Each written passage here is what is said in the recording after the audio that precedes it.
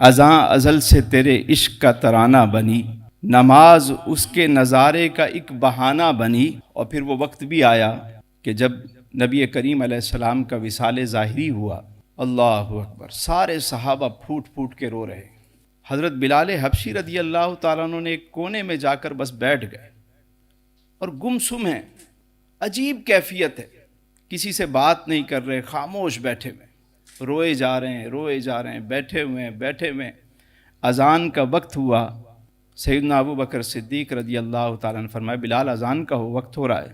جو بلال روزانہ شوق سے چڑھ کے جا کے اذان دیتے تھے، آج ان سے چڑھا ہی نہیں جا رہا۔ آج کیفیت یہ ہے کہ کچھ کہا ہی نہیں جا رہا۔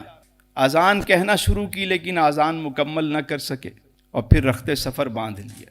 نماز ختم ہوئی، جانے لگے۔ حضرت ابو بکر صدیق رضی اللہ تعالیٰ نے روکا، بلال کہاں جا رہے ہو؟ کہنے لگے اگر آپ نے مجھے اپنے لیے آزاد کیا ہے تو میں آپ کی غلامی کے لیے رک جاتا ہوں، لیکن اگر آپ نے اللہ اور اس کے رسول کے لیے مجھے آزاد کیا ہے تو مجھے اب جانے دیں، کیونکہ میں جس ہستی کے لیے یہاں آیا تھا اب میں کیسے یہاں رہوں گا؟ میرا تو جینا، مرنا، اٹھنا، بیٹھنا سب انہی کے لیے تھا۔ اب جب اذان ہوگی میں حجرے کی طرف دیکھوں گا اور مجھے حضور کی زیارت نہیں ہوگی تو میں کیا کروں گا؟ آپ مہربانی کیجئے، مجھے جانے دیجئے۔ چلے گئے ایک عرصہ مدینے سے دور رہے، شام میں ایک رات سوئے تو قسمت جاگ اٹھی، میرے آقا کریم علیہ السلام کی زیارت ہوئی۔ کہا بلال ملنے بھی نہیں آتے ہم سے،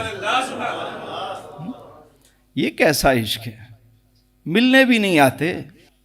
بس آنکھ کھلی تو لبیک یا رسول اللہ، لبیک یا رسول، لبیک۔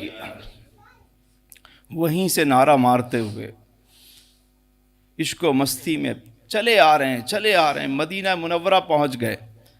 حضور کے روضہ انور پہ پہنچے تو جب حضور کو سامنے نہ دیکھا تو قبر انور سے لپٹ گئے، روتے رہے۔ اہل مدینہ کو خبر ہوئی، مؤذن رسول بلال تشریف لے آئے۔ لوگ گھروں سے نکلے، دیوانہ وار نکلے، اور سب نے کہا کہ آج وہی اذان تو سنا دو بلال جو آقا کریم علیہ السلام کے دور میں سنایا کرتے تھے، وہ اذان تو سناؤ۔ سیدنا بلال حبشی کہنے لگے کہ میں نے تو اسی دن سے یہ نیت کر لی تھی کہ اب میں اذان نہیں کہوں گا۔ وہ مؤذن رسول تھے تو اذان بلالی ایسے تو نہیں مشہور۔ سب نے کہا کہ ایک دفعہ اذان سن۔ پھر کسی نے کہا کہ کیوں نہ حسنین کریمین کو ڈھونڈ کے لاؤ، انہیں بلایا جائے، ان کی بات تو نہیں ٹالیں گے۔ حسنین کریمین کو بلایا گیا، انہوں نے آ کے کہا چچا جان ہمیں وہ اذان تو سنا دیں آپ۔ آپ نے دونوں شہزادوں کو چوما، ان کے ہاتھوں کو چوما، پیار کیا، فرمانے لگے بچوں میں نے تو سوچا تھا کہ اب اذان نہیں دوں گا، لیکن آپ کا حکم ہے۔ چڑھ گئے، ایک انصاری کے گھر کے اوپر انہیں کھڑا کیا گیا چھت پہ۔ سیدنا بلال حبشی نے اذان کہنا شروع کی، اللہ اکبر اللہ اکبر۔ اب مدینے میں جب یہ آواز گونجی تو لوگ دیوانہ وار دوڑ پڑے، اور مدینے میں ایک سسکیوں اور آہوں کی اور آنسوؤں کی کا ایک سیلاب آ گیا۔ کوئی گھر ایسا نہیں تھا جہاں سے رونے کی آواز نہیں آ رہی تھی۔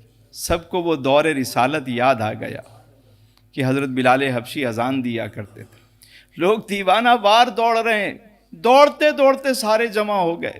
حضرت بلال حبشی اذان دے رہے ہیں، اللہ اکبر اللہ اکبر، اشہد ان لا الہ الا اللہ، اشہد ان لا الہ الا اللہ۔ یہاں پہ آ کے رک گئے، اور جب کہا اشہد ان محمد رسول اللہ، اور پھر حضور کے حجرے کی طرف دیکھا، ممبر کی طرف دیکھا، وہ ممبر خالی تھا۔ سیدنا بلال حبشی روتے روتے وہیں بے ہوش ہو گئے۔